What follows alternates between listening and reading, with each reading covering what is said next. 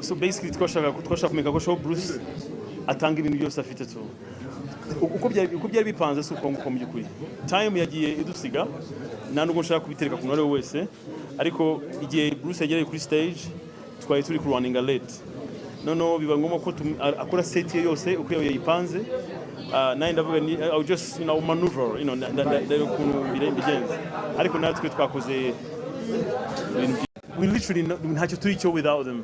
So ndabashimira cyane bivuye ku mutima. Muri performance yawe wagaragaye navuga ngo ushimira abantu ariko by'umwihariko watwibukije cyangwa wongera kutwereka ko twabuze abantu badasanzwe ndavuga Bravan ndetse na Jay Polly unazana abana ba Jay Polly like feelings wari ufite zari zihe n'abantu tugomba gufata gute bagize uruhare mu muziki nyarwanda rungana gute mu maso ya Ben? First of all abo bantu babiri uko bavuze cyangwa se kuri twabahisemo ni benshi bagiye bitaba Imana bari muri creative industry kandi dukunda ariko Bravan yari inshuti yanjye cyane. Jay Polly nawe yari umuntu uri hafi ni inshuti ya hafi na murumuna wanjye so nawe yari umuntu mu byukuri nakwita inshuti ikomeye so kubagira this tribute it's only right kuko they deserve.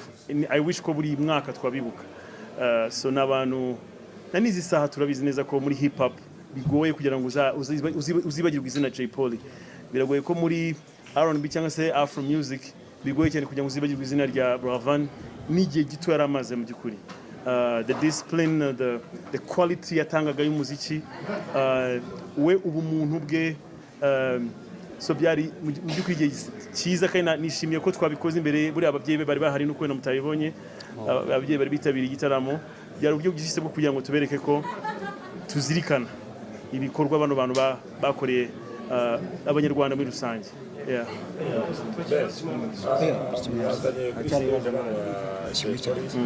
ariko hari icyo wavuga mama Christophe na Chloe niba atari ibanga icyo wabijeje ni ikihe?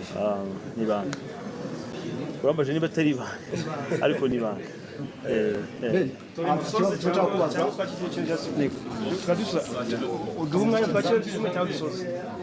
Mwabazi ibibazo nacyo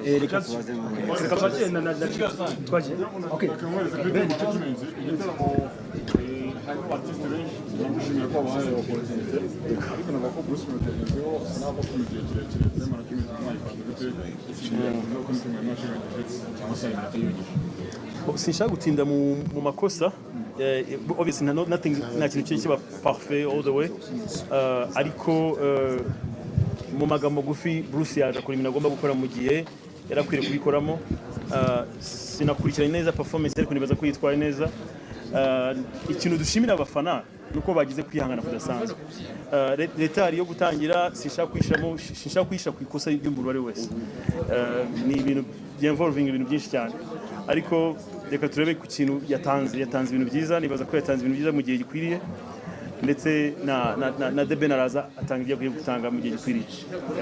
The Ben ikibazo nshaka kubaza ngiye mbe na mbere congratulations for your performance n'igitaramo muri rusange yagenze neza cyane turakwishimiye nk'abanyarwanda kandi courage of course good to see you always. So ikibazo cyane ngomba kubaza nshaka kubaza Ben ibitaramo byatambutse kunze kurangwa no kugira ama emotion menshi rimwe na rimwe ukarira kinco ntago byabaye ni cyane kuri The Ben nicyarutse kuri The Ben oya nagace nshatse kuvuga nicyarutse hata ku marangamutima yo kusanzwe yagira kandi nago amarangamutima ari ikintu umuntu ahisha ayi munsi iki cyabaye icyaka nshaka kukubaza indirimbo indabo zanjye ni indirimbo warimbye mu buryo butandukanye uko usanzwe uririmba urarapa ni indirimbo yarwaye inspiration nyuma yaho nyine uyu kuri gukundwa iri gukinwa hanze cyane waraherewe unayiperforming nibyo ngibyo bire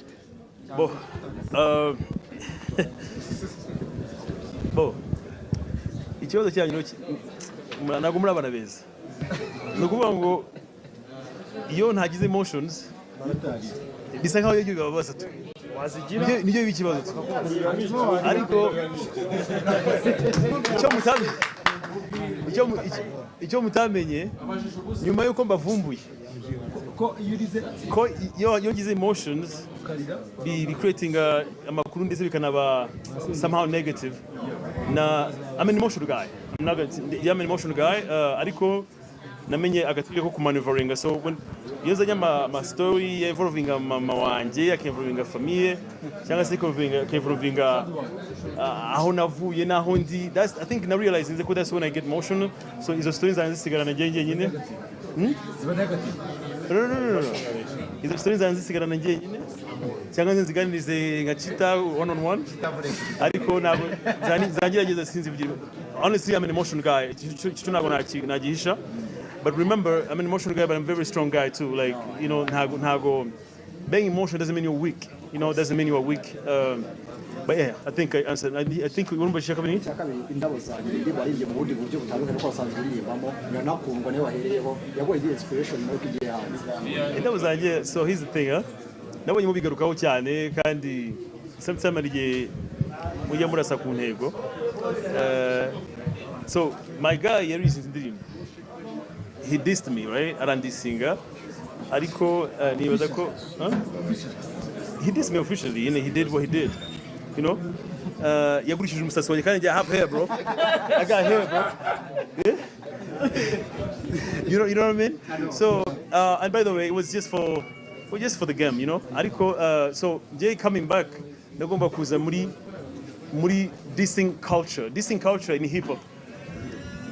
Muri hip hop niho dissing, you know what dissing ahogos. And I did that for the game. Trust me, Bruce is cool with it.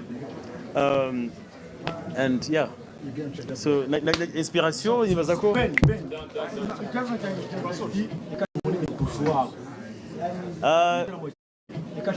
uhetse gukora indirimbo n'undi rapa ariko nashaka kubaza impamvu wafavorizinze Bruce Melody agakora umwanya munini kurusha uwawe. So basically twashaka kumenya ko show Bruce atanga ibintu byose afite tu uko byari bipanze si uko nguko mu by'ukuri time yagiye idusiga nta nubwo nshaka kubitereka ku mwari wese ariko igihe Bruce yagereye kuri stage twari turi ku running late no biba ngombwa ko akora set ye yose uko yayipanze nayo ndavuga ni I will just maneuver, you know, that ukuntu bigenze ariko natwe twakoze